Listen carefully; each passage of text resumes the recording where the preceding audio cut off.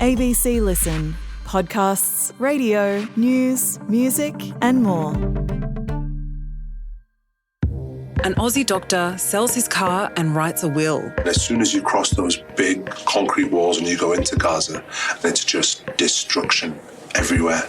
And in the middle of that chaos, we've just woken up. The whole place is shaking. something unexpected. There's the look. I knew she was interested then. I didn't expect it during the war, but it happened.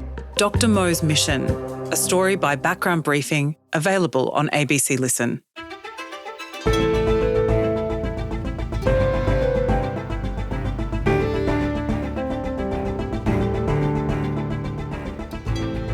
If this week's reports are correct, Benjamin Netanyahu wants to expand the war in Gaza to fully occupy the Strip.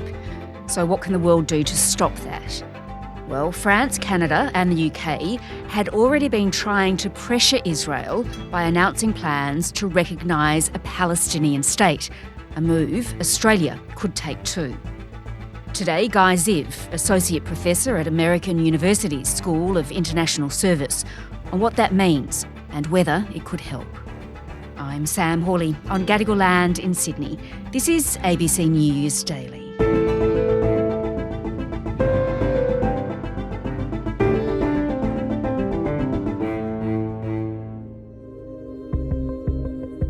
Overseas now, and Israeli Prime Minister Benjamin Netanyahu will reportedly order the IDF to fully occupy the Gaza Strip at a Security Cabinet meeting later this week.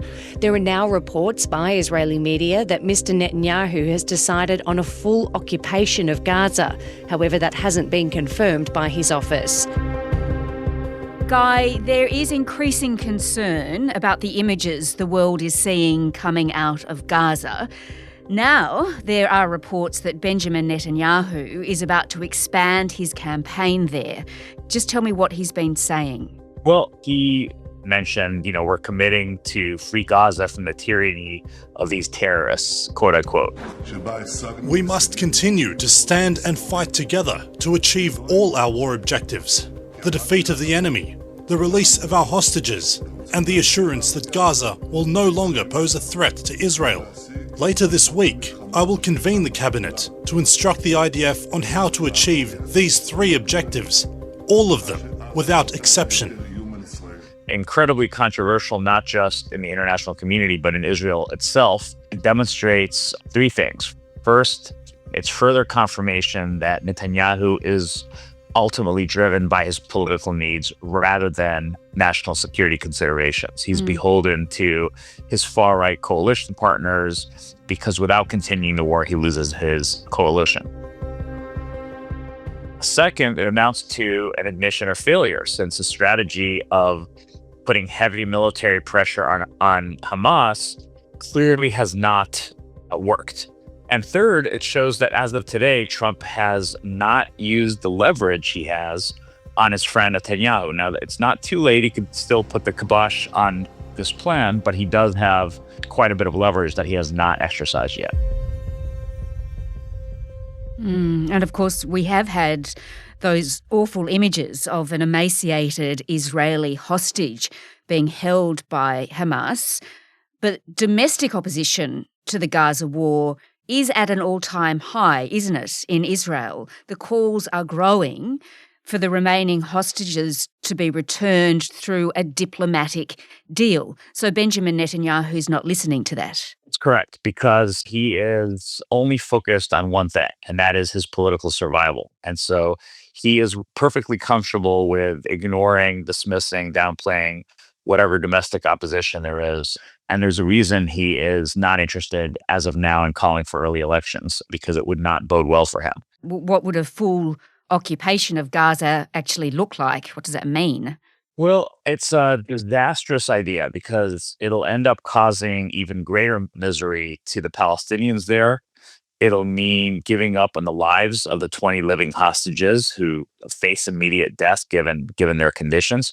More IDF soldiers will needlessly die. And at the end of the day, Hamas is still going to be around. So it really is not a sound strategy. And for that reason, the national security community in Israel is against this move. The IDF top brass opposes reoccupying Gaza.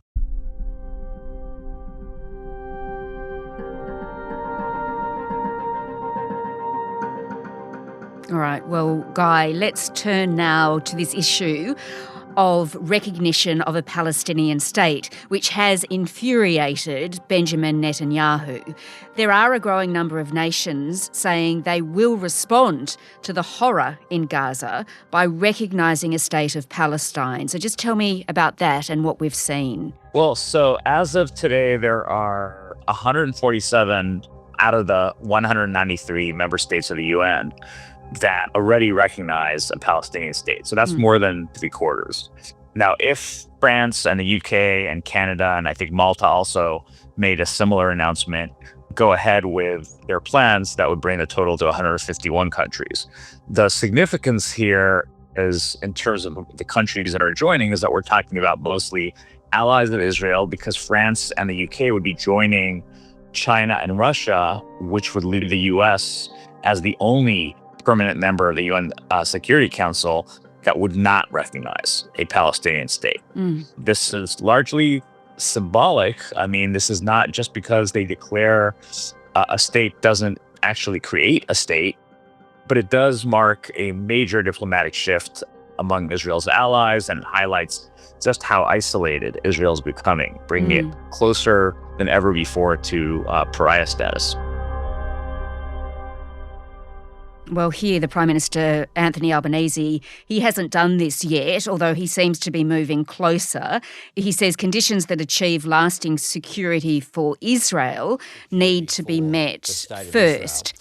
And that's why issues such as a demilitarised state in Gaza and the West Bank is an important step on that, as well as the recognition by the states around Israel of its legitimacy as well to continue to exist.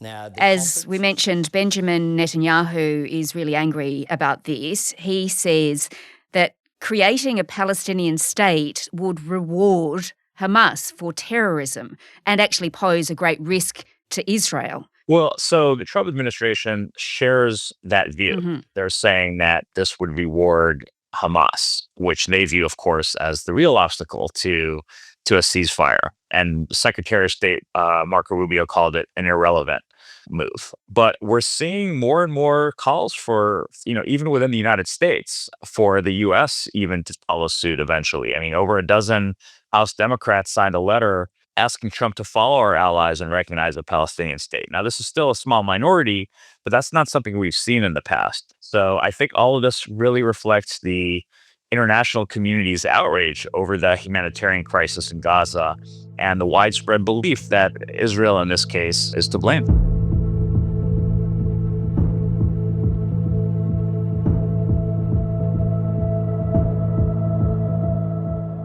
Well, Guy, as you say, calling Palestine a state doesn't just make it a state, so we better unpack that a bit further.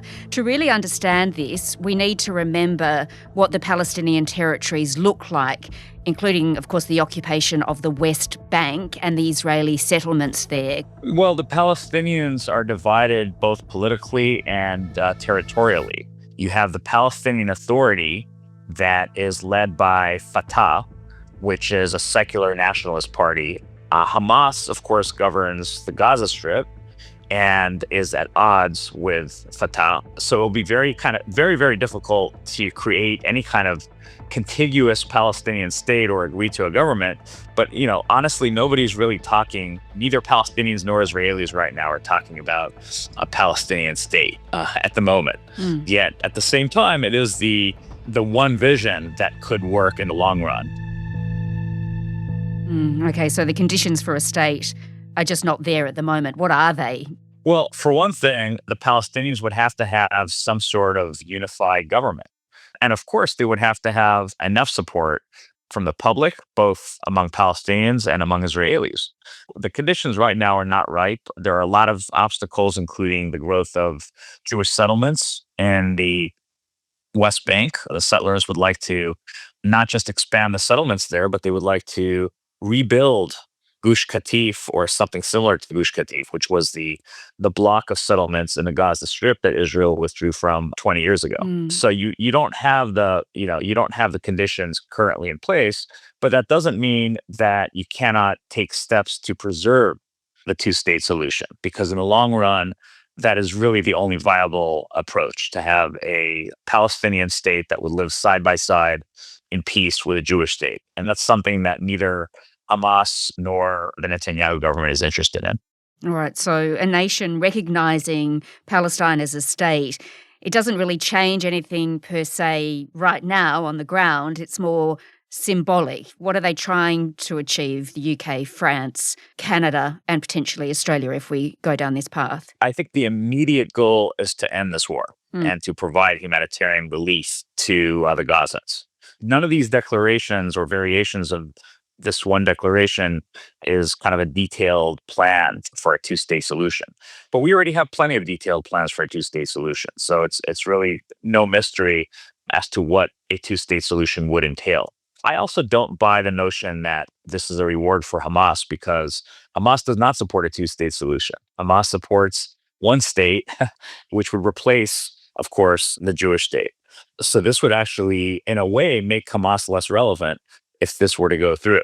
But what's needed is kind of a post-war plan that does not really exist. And a viable plan would create some sort of governance structure in Gaza that would, of course, exclude Hamas and could include a reformed Palestinian Authority. And the Biden administration had worked towards that vision, but Netanyahu wanted nothing to do with it. So we haven't yet heard anything serious from the Trump administration in that regard.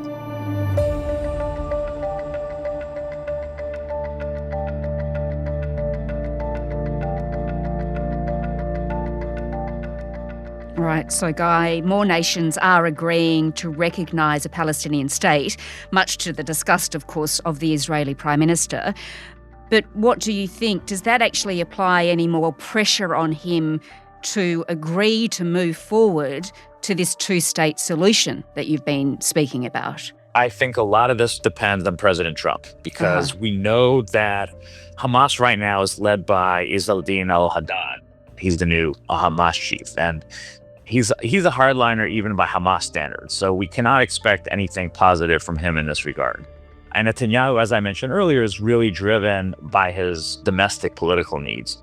So only one person, and that is President Trump at this point, could apply massive pressure on both Hamas via the Qatari and Egyptian mediators and on his friend Bibi Netanyahu. And so far, he has not done the latter, at least. So I think that's what the Israeli security community is hoping Trump will do, as of course are the hostage families who have met with President Trump himself and his advisors on many occasions. Well, of course, any lasting solution requires peace first. Do you think any of this international pressure actually brings us closer to that point? You seem to be saying it all just comes down to Donald Trump. Well, I wouldn't say everything comes down to Donald Trump, but in terms of ending this war, I would say it cannot happen without President Trump's focus and pressure. When it comes to a two-state solution, that's something that requires more than just President Trump. This requires, I think, a new leadership, frankly, both in Israel and in the Palestinian territories, that will go back to this idea that you've got, two peoples there that somehow need to coexist. And previous rounds of negotiations have failed, but they had gotten close to a deal on a number of occasions, including when Netanyahu's predecessor, Ehud Olmert, was prime minister and was very close to reaching a deal with Mahmoud Abbas. But that's history, and we need perhaps a new vision. But I just don't see an alternative to a solution that would be the only way to meet Palestinian aspirations for statehood while also preserving Israel as a secure Jewish and democratic state. And only the two-state solution could do that. Guy Ziv is an associate professor at American University's School of International Service. This episode was produced by Sydney Peed. Audio production by Sam Dunn. Our supervising producer is David Cody. I'm Sam Hawley. Thanks for listening.